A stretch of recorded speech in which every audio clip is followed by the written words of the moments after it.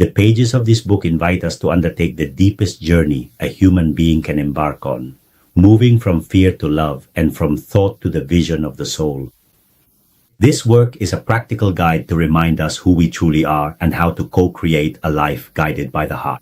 Today, Maria Magdalena Eleonora and Bridgitte Jackson-Buckley will talk about that inner voice, about vision, about what it means to be awake in a world that still fears love. Today, I welcome to the Mindsherpa family a woman whose voice has crossed the boundaries of the rational mind to bring us a message from another level of consciousness. She is the esteemed Bridgitte Jackson-Buckley, the accomplished author of the profound work, The Visioneers Handbook. A truly remarkable book that has been blessed by the revered Ray Collective and her own guiding higher self.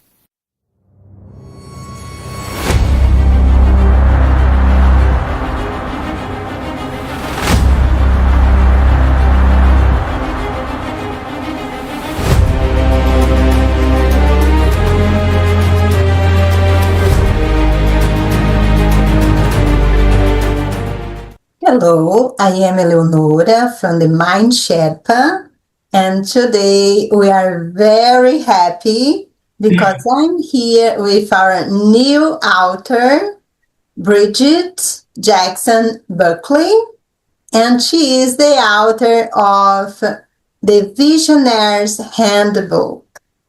And we're going to talk all about this new book that is coming this month, still this month, to change people's life. Bridgitte, welcome to Mindsherpa. Thank you, Eleonora. I'm so excited to be here with you. Thank you so very much. Thank you. So before we dive in on the book and in the content of the book, let's get to know you a little bit. And I like to ask this question. How has been your spiritual evolution? How you end up writing a channel book?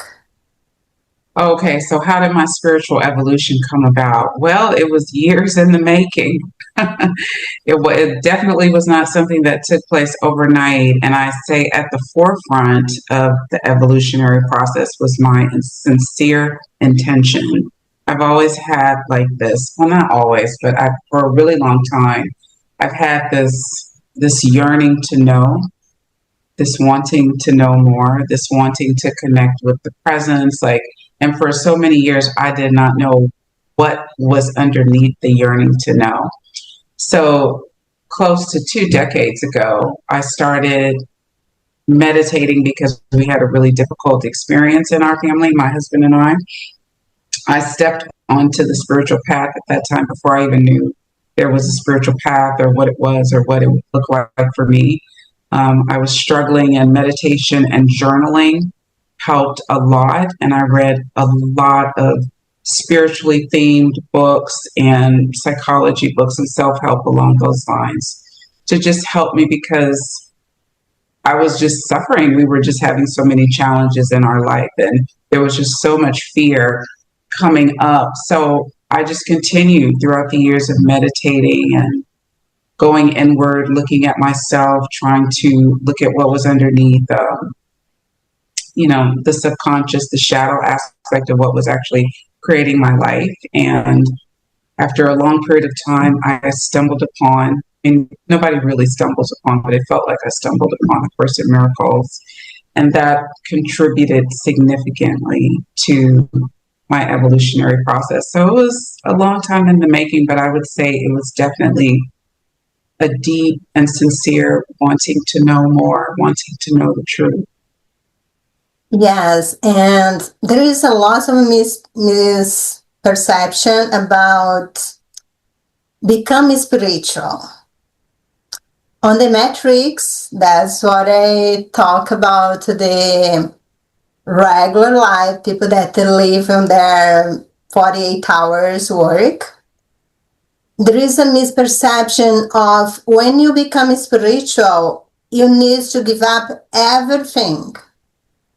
And that's way far from the truth.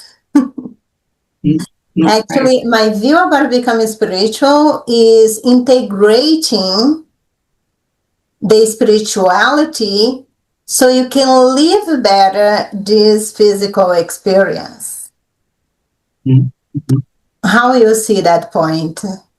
Well, I actually agree, and that dovetails on your previous question of how I came to channel, because it was in the letting go of the thought forms, the habits, the ways of viewing the world and interacting the world, just the way of seeing the world, as I continually kind of chipped at that and really looked at my view of the world and like how I saw myself in it. A Course in Miracles helped me to let go of so much that I was holding on to that was keeping me stuck, like where I no longer wanted to be. And it brought to my attention how I was sabotaging myself.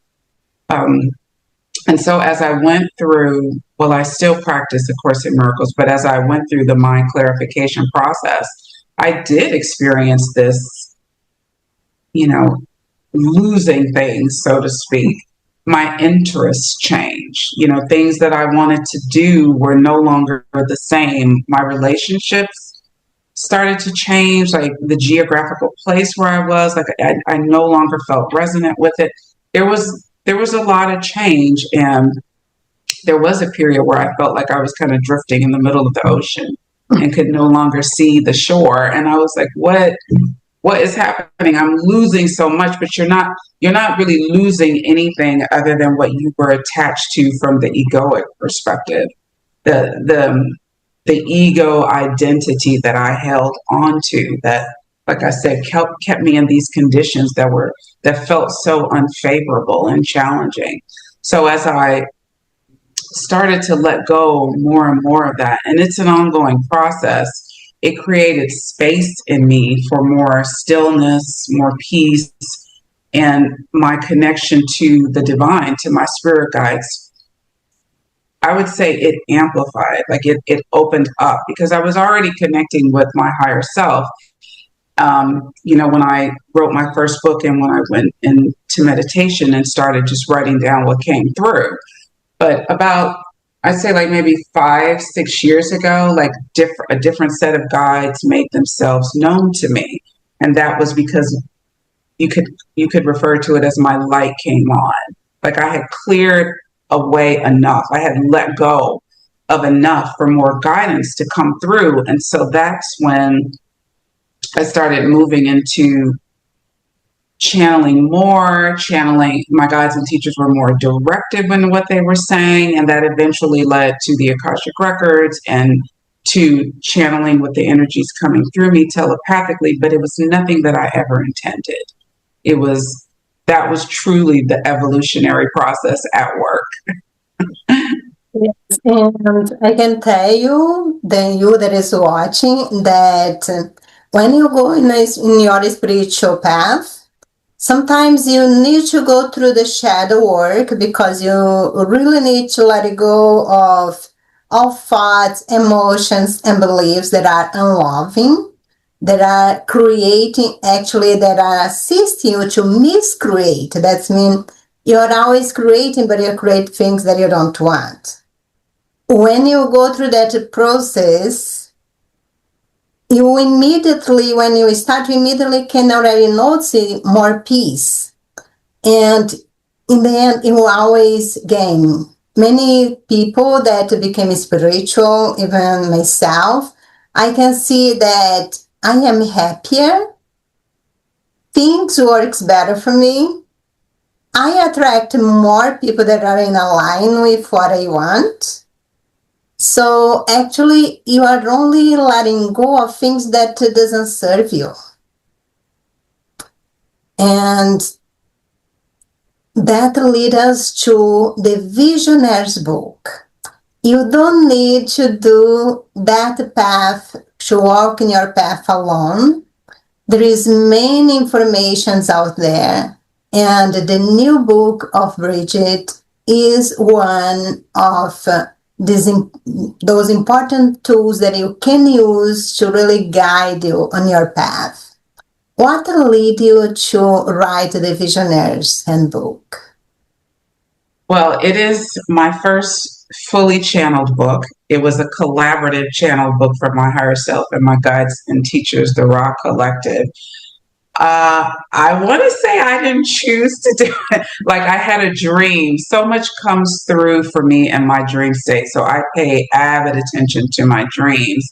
And I saw a book cover, and on the front of it, it said the Visioneers Handbook. And so I woke up and I was like, oh, okay.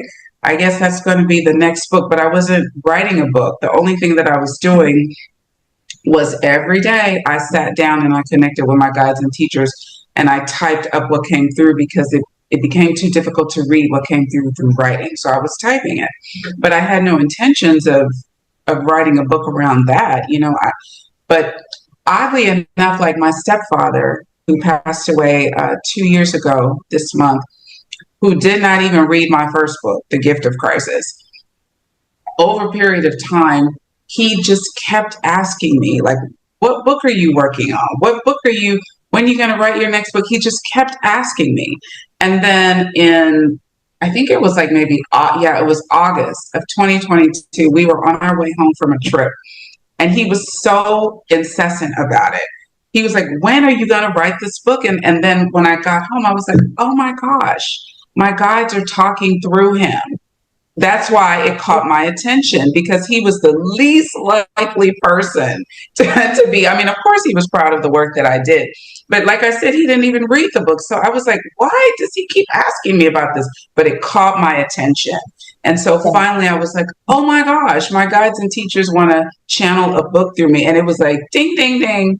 So then I connected with them to just like, did I perceive this correctly? And I just got like yeses and, everything. And so then I set the intention to sit down with them for a specific amount of time, like every day, and bring through a message for them. But at the time, like when I was channeling this book, like even though I was studying A Course in Miracles, of course, fear came up. No one really knew that I was into channeled material because I would just watch it here by myself, or the two communities that I'm in, Tina Spalding's Channeling Jesus and Ananda community, and Carol Morgan's Zena Allen community, which are both based upon A Course in Miracles and channeled information coming through. I was kind of like on the down low about it. So to channel a book, I was pretty scared, but I trust my guides and teachers. So I sat down every day and I typed it. And sometimes I would sit at the computer and it would take me about 10, 15 minutes to just calm myself down, to get to a place of trust and surrender, that I could be a clear conduit and that I could actually channel it. Like I wasn't just making up. There was all this stuff going on. So I did it, I can't remember at this point. It was either like 30 days or 60 days. I can't remember because it was a couple of years ago.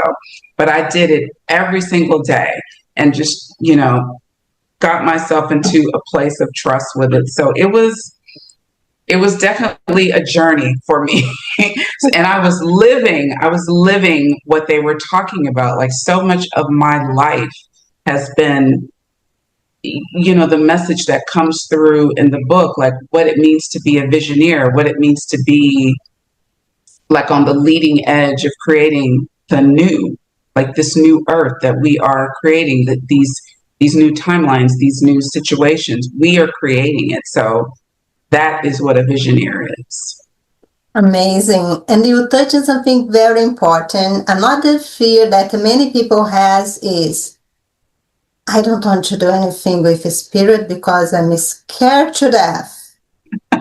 I'm scared to death that I'm going to be take over and so on. Oh, I was there. Let me explain something to you. That's how it happened. The law of free will is the most important law of the universe. And that's true. There will be some low vibrational and energies, let's call energies for not scare people, that if you are depressed, if you are in hate and resentment, they may come together and come along with you. They want to be fun. But when you are in a high vibration, you're going to attract beings of high vibration. Mm-hmm. And what happened to you is the decision needed to be yours.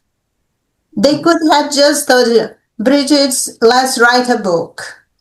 But Right. no, they wanted you to get the idea through intuition, to be your idea, to go through your decision process and play out your free will. Mm-hmm. And then even when that happened, you still have completely free will to say, I'm not going to do it. Right. And you're not going to be punished for it. Mm-hmm. Mm-hmm. You probably feel there is something missing. I think I want to do it.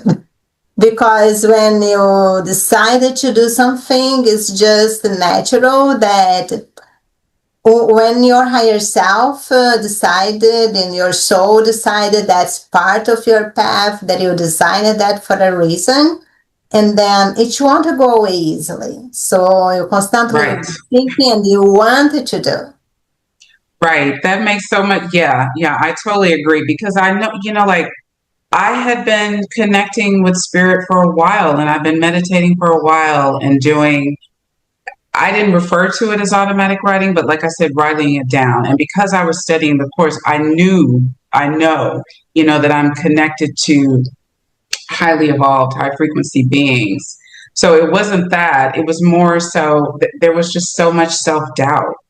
Like, can I do this? But, can I do it clearly? And, what are other people? There's all this stuff that goes through. So it wasn't just, when you do this work, it's not just channeling the book. Like, you channel the book, yes, but you are moving through a lot through your journey of healing. You're integrating a lot, during that time, because the person that I am now, the way I feel now, is so different than how I felt when I channeled the book. Like, I was just like, okay, I guess I'll channel it, but they'll just do their thing and I'll stay in the background. There was all this concern about like how it would be received. And I don't feel that way at all, but I had to go through this process of, like not doubting myself, of letting go of the fear and just understanding that when you do spiritual work, when you are actively on a spiritual journey, you are going to be uncomfortable. There is no way to avoid that, because you're stepping outside of your comfort zone. Yeah. You are healing those aspects of yourself that keep you small and limited, and it can really be a lot to process. So the time that events take to unfold sometimes are a little longer than we'd like. Anytime you have a book, you're like, oh, I want it published right now. But you might need time to process what's happening, and I definitely did. So it was truly a fascinating journey, to say the least, but I love it. And the last thing I'll say is, this is so perfect. Even though I had, all this fear around it, I did it. It's like I took the steps, even with my knees shaking, because I love books. This is so a part of my blueprint. I love books, and channeled books have been pivotal in helping me to understand this earthbound journey that I'm on, and, cultivate like different ideas and perspective. I love, highly evolved channel material. So it's just so perfect that this is what is mine to do. So I'm just working through my limitations while I'm doing it. That's really amazing. Thank you for sharing, be so open. Now I would like to ask you why you chose Mindsherpa. Oh, okay. So I did not choose Mindsherpa. My guides and teachers, and I would say my higher self, chose Mindsherpa. Because once I first channeled it, I did do some, I do the typical thing you do. Oh, okay, I'm going to write a proposal and I'm going to get it published. But I had so much pushback, and I know that I had pushback because I wasn't ready, and I projected it onto publishers outside of me. Mindsherpa wasn't ready, and they hold on you to allow Mindsherpa to be ready for you. Exactly.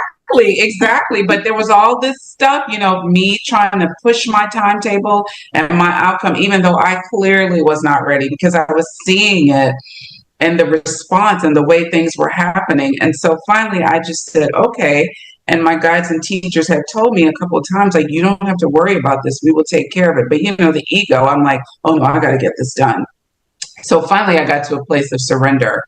And then time passed, and you had put a post up in Carol's community that you were going to do a Reiki event. And I was like, well, I'm not going to do that because I'm already doing my healing touch stuff. I don't really need that. Like, And so I was standing at the kitchen sink and like, I just couldn't get you out of my mind. So I know fully how spirit speaks to me. That's how they speak to me. Like, I cannot get whatever it is out of mind until I take action on it. So I said, oh, okay, I'll sign up for Reiki, Eleanor's Reiki program. And that was pretty profound in and of itself. I had some unexpected healing occur that I was not expecting. And so like after that was over, like weeks had passed. And then one morning I woke up into like, I felt and heard Mindsherpa. Like it was just in my awareness. Obviously you don't wake up thinking. Like I opened my eyes and it was just like laying on me. And so I was like, oh, okay, this is who my guides and teachers want me to contact about the book. So I sent you the email and I had no attachment to the outcome because I studied the course. I just trusted whatever to happen happened. And here we are. Amazing. We are really, really glad that you said yes, because as I told your teachers and guides, they chose, but you still have the ability to say no. You absolutely do, because I was thinking about that earlier this week, like so many things that I do now that I love that I could not have ever orchestrated. It's because I kept saying yes, even though there was like, well, how do I do this? I know I want to do it. I feel excited, but how? Just saying yes. Yes, and really don't worry about the how. Let the how with them because they are really good on that. Trust me. Aren't they? Oh my gosh. They are. So now let's dive in a little bit more into the book. So what it means to be a visioneer? So a visioneer, if you think about the word pioneer, like a pioneer, like they're on the forefront of something, something new, something emerging. And so visioneer, it's in that vein. But the word vision is because we all have visions for like our personal lives, for the communities around us, and for the world at large. We all have these internal impulses that we want to create, that we feel want to come through us. And the visioneer is one who acknowledges that. You feel this call, this guidance to be, do, have, or experience something. We can have our ego get in the way and block that. Limited thinking can block all of that. But you feel the guidance, you feel the push of something more expansive, something love-based, something that is a beneficial service to the planet, to yourself as well, that wants to come through you. So the visioneer is one who gets into a place of heart connection with their own heart and also with their spirit to take action and to follow guidance for the vision to emerge through you. Now, it's not necessarily going to be that you have this idea of your vision like all in one. It might be that you take one step at a time. I like to say baby steps, and the vision starts to form. It starts to coalesce because we're given action steps at a pace that we can handle and a pace that we can act upon. But then if you get into a space of trusting guidance that comes through you, through your heart space, through your intuition, through your knowing, you will be guided in the highest way to take every action that you need to take, to have every conversation that you need to do, to follow the guidance that comes through through a dream, to, I'll use the word manifest, to create, to cultivate the birthing of whatever it is that is trying to come through you, because we all have something that we came to contribute, a purpose that we are supposed to fulfill. I know that my purpose is to contribute light-filled information to help people to connect with their heart. And that can be through the form of books. It could be through my presence, through my speaking, any way. But my purpose is light-filled information shared. And books happen to be a means through which I love that. And it's also for me now reading the Akashic Records and doing healing touch. All of that is a part of the vision, my vision. Yes, that's really amazing. I read your book and I was impressed with how the Ra Collective trio put it together, such a complex concept in a very, very simple and digestible way. So it's really a guide that you're going to take by your hand to really activate that part of yourself that's already there. It's not that you need to gain something new, that you need to go and become somebody else. No, it's about really letting go of what doesn't serve you, of the layers of the onion, to access the light that's already in you. And another thing that I was impressed is I found that there are so many concepts that for me to organize in my mind, there was a collection of at least 100 books that I read throughout 20 years.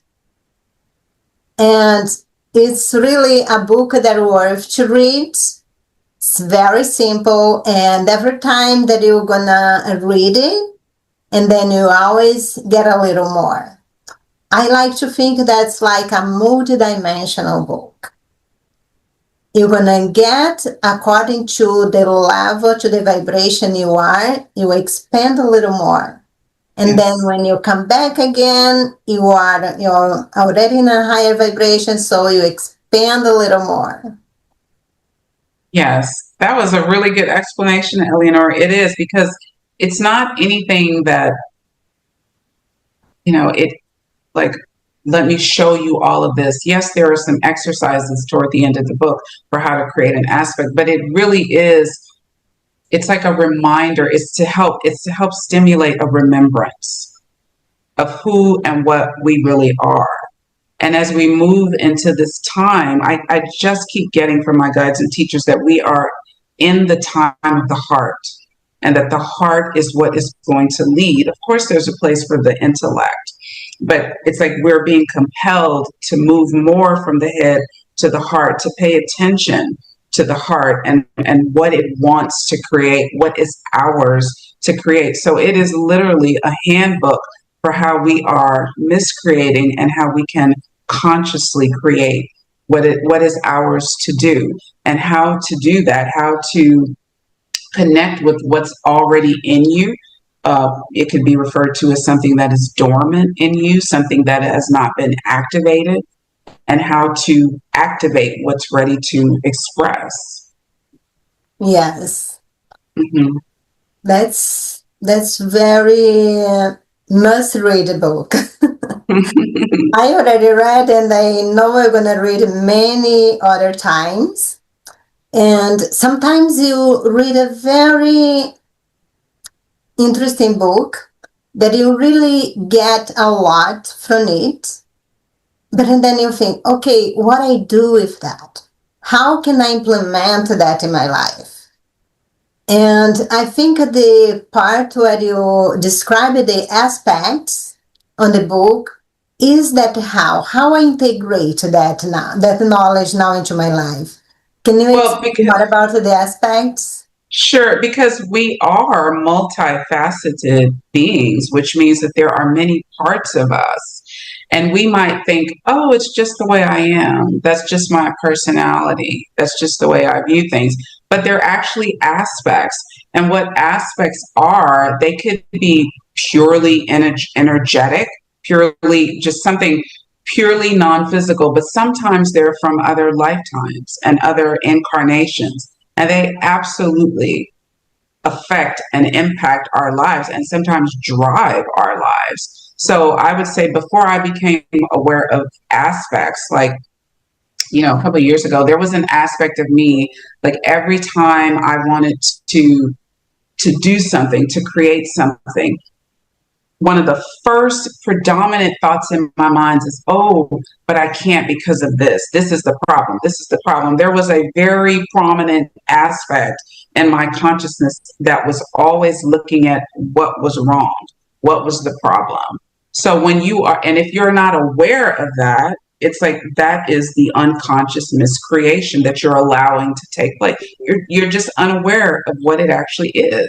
So when you and these aspects, I'll say they're often hidden from us because they could be like deeply in our subconscious, and because we haven't been taught about them, we're just unaware of them. They're not all negative. They can be both positive, meaning that they are evolved, love-based aspects, and they can be negative, meaning they're uninvolved and there's a lack of love there. So that aspect that I described was an unevolved aspect that I had to first look at by becoming aware of, and then do the integration, meaning accepting that part of myself and welcoming it into my heart.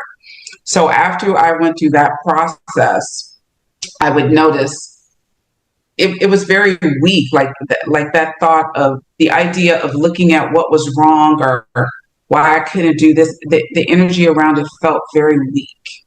But like, as you said, our free will is everything in this realm. So I could have used my free will to start putting more energy into that aspect and strengthening it, giving it prominence again. But that's not what I did. So an aspect can express as a personality trait, an addiction. It could come through in dreams. I do see a lot of my aspects in dreams. It could be another being. It could be a problem where the aspect just needs to be healed and integrated so that the problem can dissolve. It really is like, there really is no limitation in what they can be and how they express. And my guides and teachers told me that sometimes they will drop an aspect into our awareness, into our consciousness that is in alignment with our blueprint, with our free will. And that may feel like, gosh, I'm curious about that and I don't know why, but it speaks to me. It really resonates. So my guides taught me how to create a benevolent aspect, a positive aspect, using my imagination. And what you do to do that, the book goes into detail about this, of how to create aspects for yourselves and even other people, by feeling into what it is that you want to experience and create and holding that. And that could be described as visualizing. But the difference is that you are stating out loud that you want to consciously create an aspect, let's say, that travels with no concern for money. That's how aspects were introduced to me through Carol Morgan, who wrote the foreword to the book. So there's a lot that you can do with it. So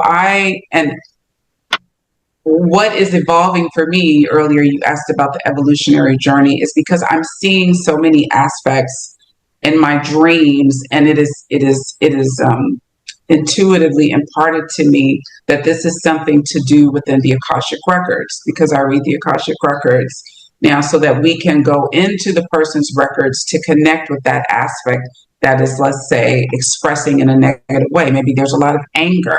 Maybe there's gluttony. Maybe there's self-doubt. We can look at that aspect for integration. I don't know. I just feel like there's so much. We have so much support from the non-physical. So much support, from our guides and teachers, from the angelic and Christic realm. There's so much support. And the Visioneers Handbook is a tool for support. It is a tool to assist us to move through the ascension, and for those people who are wanting to know truth, and it is for those people who are looking for something new and perhaps don't know what it is or where it is, but they They know something is off. They know they want to connect with their heart and what tries to come through them, but they don't know where to start. The Visioneers Handbook is the book for that. And it will be available very, very soon. It is ready. It's get out of the oven yesterday, but it's already. Let me show. Actually, I'm gonna show a straight website. Let me just. I have the honor to announce that the Visioneers Handbook will be part of the Conscious Life Expo 2026. It's one of the nominees, and you will be able to vote for it through the Awakening Path, my website. You can vote. The vote will be from December 1st to January 31st. So you're gonna give here on the website. I also gonna leave the ways that you can go and buy the book. Right now it's not available yet, but it will be at Mindsherpa. And if you want to learn more about what you're going to do in the Conscious Life Expo, just come here and visit us. We have another book that is also a nominee. And I'm very, very excited for this event and also for all the changes that this book will promote in people's lives. And I really want to thank you to step up and have the courage to say yes. And say, yes, I'm going to write a book. Send it. Well, thank you. And I'm grateful too. Like I'm really grateful. I'm thankful that I said yes too. Because it's been, not always easy, but it's been a nice journey to just, I don't know, to where I am now. So I'm really happy to share it with people. I know that they'll get something out of it and that it's beneficial. So I'm just so grateful to do this work and to be a part of it, to contribute something in this way.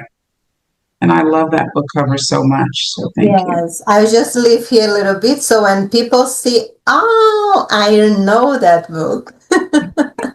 But I can get it. I want to put my hands on it now. So it will be available soon. About next week, we're gonna let you guys know where to get it.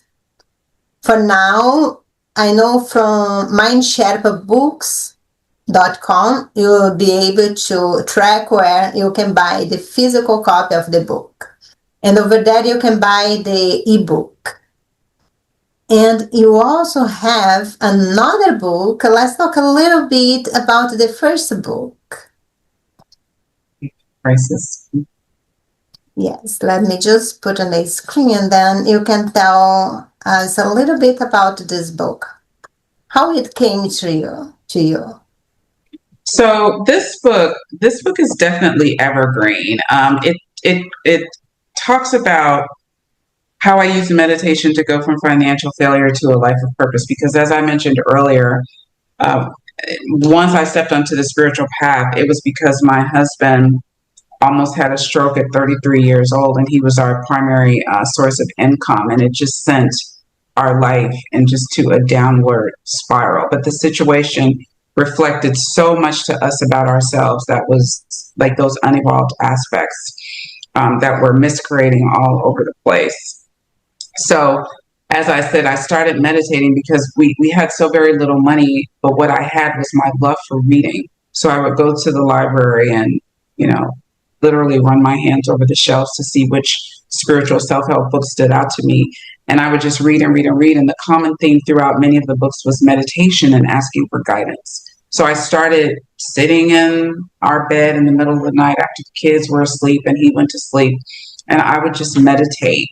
And after some time, I started asking for guidance and felt like a very loving response, like a very light and loving energy come down toward the left side of my head.